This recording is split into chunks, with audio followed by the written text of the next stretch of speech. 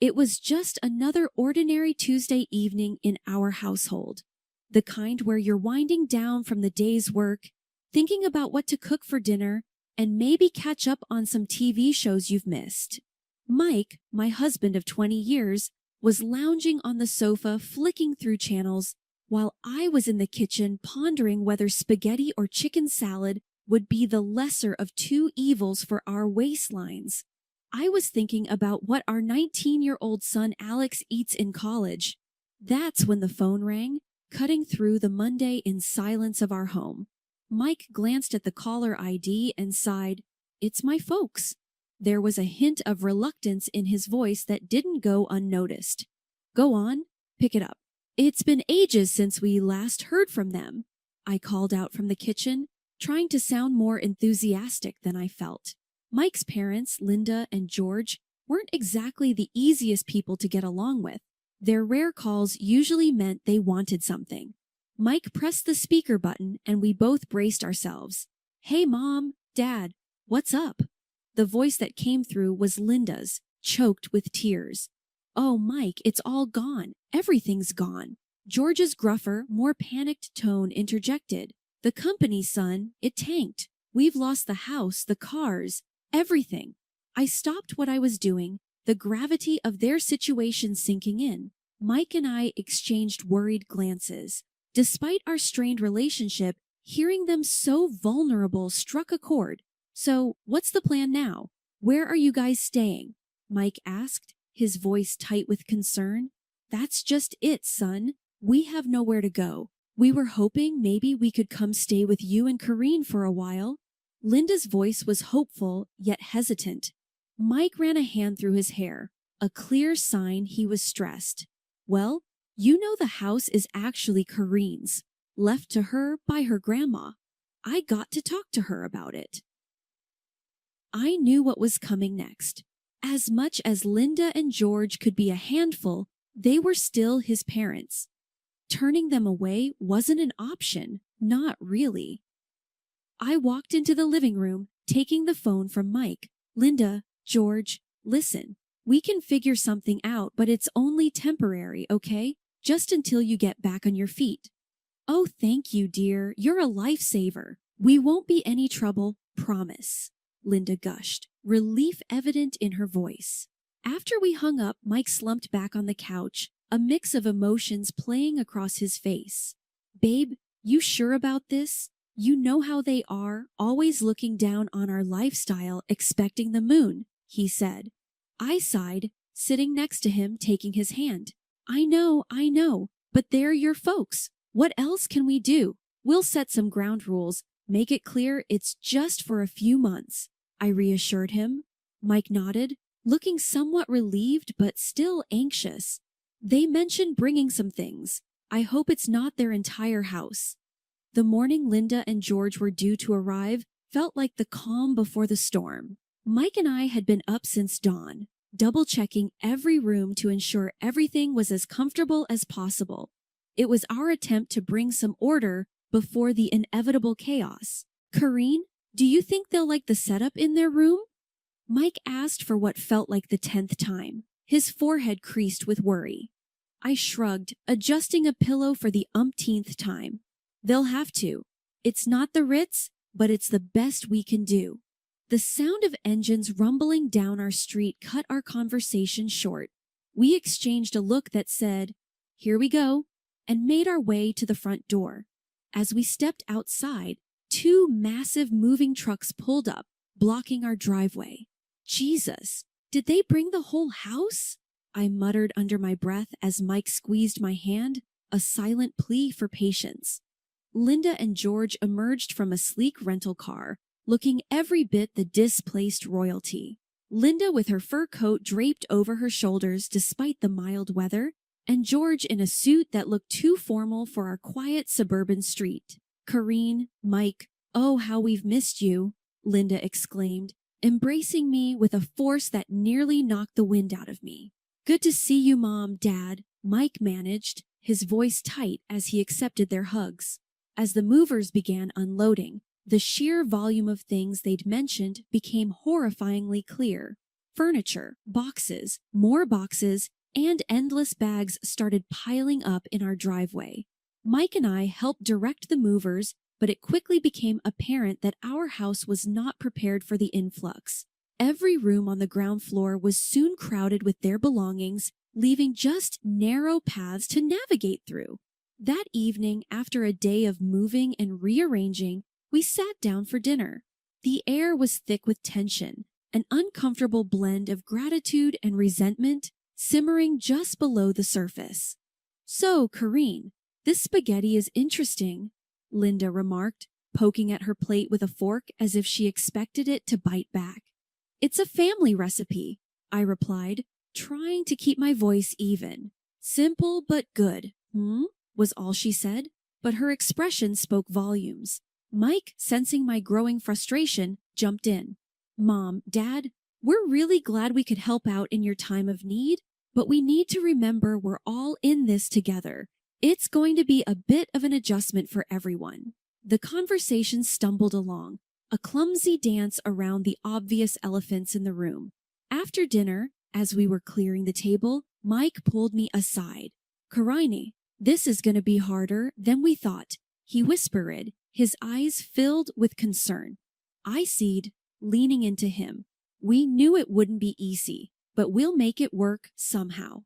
The initial excitement of Linda and George's arrival quickly faded, replaced by the daily grind and growing tensions. It wasn't long before their true colors started to show, and with it, the first of many demands. One morning, barely a week into their stay, Linda strolled into the kitchen with disdain plastered across her face as she eyed the breakfast I had prepared. "Karine, darling, is this what you call breakfast?"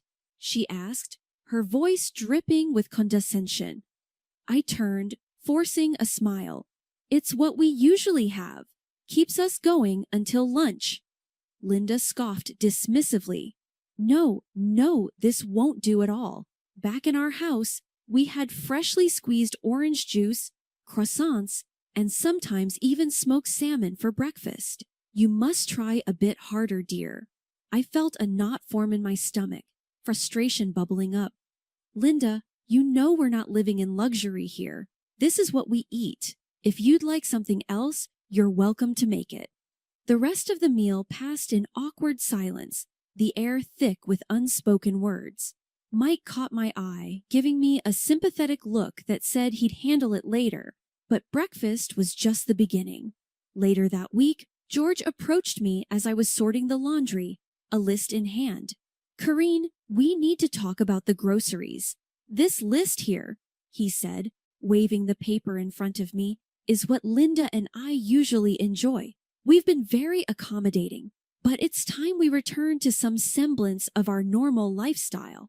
I took the list, my eyes widening as I scanned the items. Marbled steaks, exotic fruits, imported cheeses. The price of these items would blow our grocery budget out of the water, George. You do realize we're on a budget, right? We can't afford these things on a regular basis. He frowned, crossing his arms. "Well, you'll just have to make do, won't you? We can't be expected to live like this. It's beneath us." I was at a loss for words. The audacity of their demands, their complete disregard for our situation. It was all too much. That night, I vented to Mike, my patience wearing thin. He promised he would talk to them, but talking seemed to do little good. Linda and George remained firmly planted in their bubble of entitlement, making life increasingly difficult for us. The breaking point came when Linda refused to eat the chicken casserole I had prepared for dinner, calling it peasant food. She demanded we order takeout from a pricey restaurant instead. "Listen, Linda, we're doing our best here," I snapped, my patience finally gone. "This is what we're having. If you don't like it, then I'm sorry, but that's just too bad." Her face went red, and for a moment, I thought she might actually explode. "This is no way to treat your guests, Karine. We are your elders, and you should be showing us more respect." Mike stepped in, his tone firm. "Mom, Dad, you're not guests. You're living here because you have nowhere else to go. Karine's right. We can't afford to eat out or buy expensive groceries. You need to respect that this is our home and our rules." The conversation ended with Linda storming off to her room, George following closely behind, muttering about ungrateful children. A whole month had gone by since Linda and George turned our lives upside down. It started with them making a scene at breakfast one morning, both of them clutching their stomachs and making a big show of how our average food was wreaking havoc on their digestion. "This bread, it's like eating cardboard. And don't get me started on the eggs. My stomach's been in knots," Linda complained, her voice teetering between a whine and a demand. George chimed in with a groan. "I haven't felt right since we got here. We need proper food, not this peasant fare." Feeling cornered and wanting to keep the peace, I caved. I started buying the fanciest groceries I could find for them, while Mike and I resorted to fast food just to save on costs. Fast forward a month, and I'm sitting at the kitchen table, receipts scattered in front of me. My heart sank as I tallied up the numbers. We were spending double on groceries compared to before Linda and George's arrival, and that wasn't even touching on the water bill, which had skyrocketed thanks to Linda's newfound love for long, luxurious baths. Enough was enough. That evening, as I served dinner, the contrast couldn't have been starker. Linda and George were tucking into their gourmet dishes while Mike and I nibbled on cheap takeout. My frustration boiled over. "Listen up," I started, my voice steady but firm. "This can't go on. We're blowing through our budget trying to cater to your tastes. From now on, we're all eating the same food. No more special treatment." Linda looked up. Her fork paused midair. "You can't be serious. This food is the only thing keeping our health from plummeting in this, ouch." George nodded in agreement. "Exactly. You expect us to eat fast food? That's absurd. You're being incredibly selfish and lazy, Karine." Their words stung, but I was past caring about their opinions. Before I could retort, Mike slammed his fist down on the table, a rare show of anger from him. "That's enough," he barked. "You're living under our roof in Karine's house. You will show her respect. She's been bending over backward to accommodate you, and this is how you repay her. No more. Either you start eating what we provide, or you can find somewhere else to live." The room went silent, the tension thick enough to cut with a knife. Linda and George exchanged a look, then silently returned to their meal. The day after the big blow-up, things escalated in a way I couldn't have imagined. It started with a knock at the door mid-morning. I was in the middle of tidying up the living room, Mike having gone out to run some errands. The delivery guy, a young lad probably in his early 20s, stood there with a smirk, holding a stack of fancy-looking food boxes. "Delivery for Karine," he announced, thrusting the boxes into my arms before I could even open my mouth. Confused, I stared down at the assortment of gourmet meals, the kind that cost an arm and a leg from the high-end place downtown. "There's been some mistake. I didn't order this." Just then, Linda breezed in, a smug smile on her face. "Oh, those are for us. I couldn't stomach another day of that dreadful food you've been serving," she declared. I was flabbergasted. "And how do you plan on paying for this?" I asked, trying to keep my cool. Linda waved a dismissive hand. "Oh, don't worry, dear. It's on you. Consider it a thank you for our stay." Fury bubbled up inside me, but before I could confront her further, the phone rang. It was Mike checking in. I quickly explained the situation, my voice shaking with anger. "Stay calm. I'll handle it when I get back," he said, his tone tight with frustration. But staying calm was easier said than done. By the time Mike got back, Linda and George had made themselves comfortable, devouring their expensive meals with relish while I fumed silently. That evening, Mike and I sat them down for another talk. This time, the gloves were off. "Mom, Dad, this has got to stop," Mike began, his voice low but firm. You can't just order expensive meals on our dime. It's not right." George scoffed, leaning back in his chair. "Oh, please, it's the least you can do after forcing us to eat like paupers." I couldn't believe what I was hearing. "Forcing us? We're going broke trying to keep you happy," I retorted. Linda's eyes narrowed. "Well, maybe if you managed your money better, you wouldn't be in this situation." That did it. I lost my cool. Managed our money better? We were fine before you showed up, turning our lives upside down. Mike stood up, his chair scraping against the floor. "That's it. We've been more than accommodating, but it's clear you have no respect for us or our home. You need to leave." Their reaction was immediate and explosive. Linda started crying, wailing about how ungrateful we were, while George shouted threats about telling everyone how horribly we treated them. The argument raged on, voices raised, accusations flying. It was a mess. In the end, Linda and George stormed off to their room, slamming the door behind them. After the debacle with the gourmet food delivery, things went from bad to unbearable. Linda and George's entitlement had reached new heights, and Mike and I were at our wits' end. The final straw came on a chilly Thursday evening. I was in the kitchen trying to make do with what was left in the pantry for dinner when Linda sauntered in, her nose wrinkled in disgust at the aroma of the stew I was cooking. "That smells— What is that?" she asked, her tone dripping with disdain. "It's beef stew. It's what's for dinner," I replied, keeping my focus on the pot to avoid snapping at her. Linda made a show of gagging. "I can't possibly eat that. You know, it wouldn't kill you to try a little harder, Corrine. This is no way to treat guests." Dinner was a tense affair, with Linda and George barely touching their food while making passive-aggressive comments about the lack of variety. I was seething, but I bit my tongue, determined not to let them get the best of me. After dinner, Mike and I were cleaning up when Linda approached us, a smug look on her face. "I've been thinking," she began. "With the holidays coming up, it would be nice to have a new coat, something warm and stylish."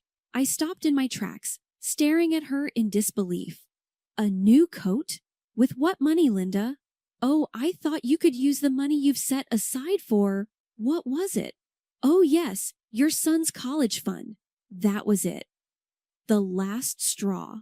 Without hesitation, I picked up the phone and called the one person I knew could turn the tide. My grandmother, Gran. Despite her age and residing in a nursing home, she had always been the matriarch of our family, her word law. After I spilled out the whole sorry saga, she huffed in disbelief. "This nonsense has gone on long enough," Gran declared, her voice crackling with resolve over the phone. "I'm coming to stay for a bit. We'll sort this mess out together." True to her word, a couple of days later, Gran arrived wheelchair and all, ready to reclaim her territory. As she rolled into the living room, commandeering the space with her presence, Linda and George looked on in shock. "I'll be staying on the ground floor," Gran announced, scanning the room filled with Linda and George's belongings. "So all this," she waved dismissively, "needs to go upstairs." Linda's face turned a shade of red I didn't know was possible. "You can't just come in and demand—" Gran cut her off with a look that could freeze lava. "This house, it's still mine. Corrine and Mike are here because I allow it, and that means I can kick you out whenever I please." The threat hung in the air, heavy and undeniable. Within hours, Linda and George were scrambling to call movers. Their complaints and protests drowned out by Gran's unwavering stance as their furniture and countless boxes were hauled up the stairs. Gran turned to me, a twinkle in her eye. "Now let's see if they still feel entitled to steak dinners and new coats." Gran's strategic maneuvering had just begun to unfold in our household. The air was charged with anticipation as we gathered in the living room, the scent of freshly brewed tea mingling with the tension. "Now," Gran began, her voice steady, "we need to address the matter of rent." Linda scoffed, crossing her arms. "Rent? Why should we pay rent when Corrine and Mike don't? Gran smiled, a glint in her eye. Corrine and Mike live here under my grace. They contribute to the household in many ways. But you two, she paused, her gaze sharpening, have been living off their generosity without giving much in return. I think a rent of $4,000 a month would be appropriate. George's face went ashen. $4,000? That's outrageous. We're retired. We don't have that kind of money. Gran leaned forward, her expression unyielding. Considering the lavish meals and the luxurious lifestyle you seem accustomed to, I'd say you can afford it. Linda's voice trembled with indignation. Surely you don't agree with this extortion? Before I could reply, Gran interjected. It's not extortion, Linda. It's about fairness. But I'm willing to negotiate. She paused, a sly smile playing on her lips. If you're willing to help take care of me during your stay, push my wheelchair around, make breakfast, help with my bath, I might consider reducing the rent. The suggestion hung in the air, heavy and unappealing to Linda and George, who exchanged a look of utter disbelief. George, ever the pragmatist, asked, and how much would this assistance reduce the rent? Gran tapped her chin, pretending to ponder. Let's say down to $2,000 provided the help is substantial and consistent. Linda's mouth dropped open, but before she could protest, George cut in. And if we refuse, Gran's response was swift and final. Then you're welcome to find somewhere else to live. This house, she gestured around, will no longer be your refuge. The ultimatum was clear. Linda and George, faced with the prospect of actually working or paying a hefty rent, seemed to shrink in their seats. The following days were a flurry of hushed conversations and frantic phone calls as they scrambled to find an alternative.